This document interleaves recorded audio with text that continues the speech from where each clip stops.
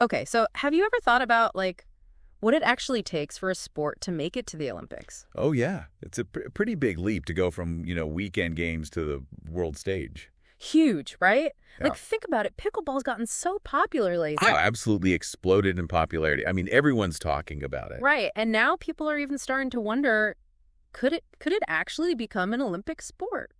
Yeah, it's a question that's definitely out there. Totally. And the folks over at Pickleball Minds Tidbits, they've been digging into this whole thing. I've seen some of their stuff. It's fascinating. Yeah, and they came up with this sort of funny way to look at it. Oh, really? What's that? They call it the 5 squares to 5 rings. 5 squares to 5 rings. Yeah. Okay. I like it. Right. So it's like this, checklist, almost like a quirky little checklist for everything pickleball needs to sort of check off. Right, to make it to those big 5 rings. Exactly. It's not just like, poof, you're in the Olympics. There's actually a whole process, right? Makes you think about, like, other sports that have tried to make it to the Olympics, too. Yeah, totally. Some had it easier than others. Oh, yeah. Some have had pretty dramatic journeys, actually. Right. It hasn't always been smooth sailing. Not at all. I mean, take baseball and golf, for example. Oh, yeah, good examples. They've had a real back and forth with the Olympics. Yeah, in and out, Right. Then you have something like karate, which took forever to finally get in. Oh, yeah, years and years of waiting. And then there are sports like netball still trying to get their shot. Ah. So pickleball isn't alone in this quest. Not at all.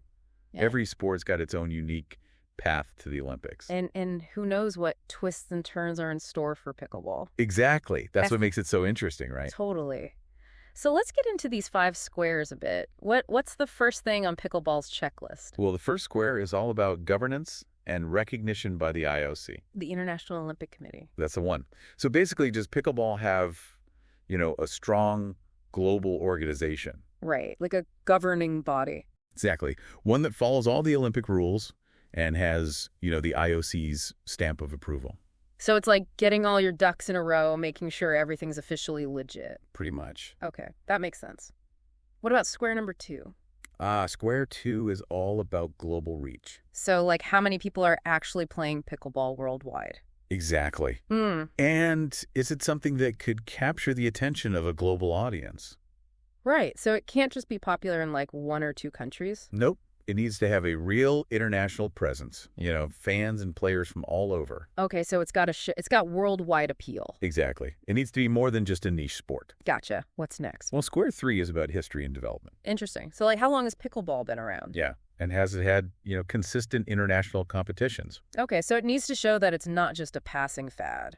Right. It needs to prove it's got staying power. And I guess this is where they also look at whether it's attracting younger players. Exactly. It needs to show it's got a future. Makes sense. What about square 4? Square 4 is a big one. It's about aligning with Olympic values. Olympic values, so like fair play sportsmanship. Exactly. And things like inclusivity and ethical standards. Right, so making sure everyone has an equal opportunity. Absolutely. And of course, adhering to anti-doping regulation. Oh yeah, that's a huge part of the Olympics. Absolutely. No room for cheating. Nope. So basically, pickleball needs to show that it's playing by the rules on and off the court. Exactly. It's about upholding the true spirit of the Olympics. Okay, so one more square to go. What's the last one all about? The 5th and final square is all about sustainability and viability. Sustainability. So like environmentally friendly? Well, that's part of it. Yeah. But it also looks at, the practical side of things. Oh, okay. So like can pickleball actually fit into the whole Olympic shebang? Right. Can it work logistically? Right. So things like venue requirements, can they find suitable places to play? Exactly. And the overall impact on the games. Will it cause scheduling headaches or need like a whole new stadium built just for pickleball? Ah, so it can't be too disruptive? Pretty much. Yeah. It needs to show that it can integrate smoothly with all the other Olympic sports. Okay, so just to recap pickleball's Olympic checklist, these 5 squares are all about proving it's got good governance, global reach, history, and development. Right. And that it upholds Olympic values and can fit in logistically. Exactly. It's quite the challenge. It is. It's like pickleball's trying out for the Olympic team.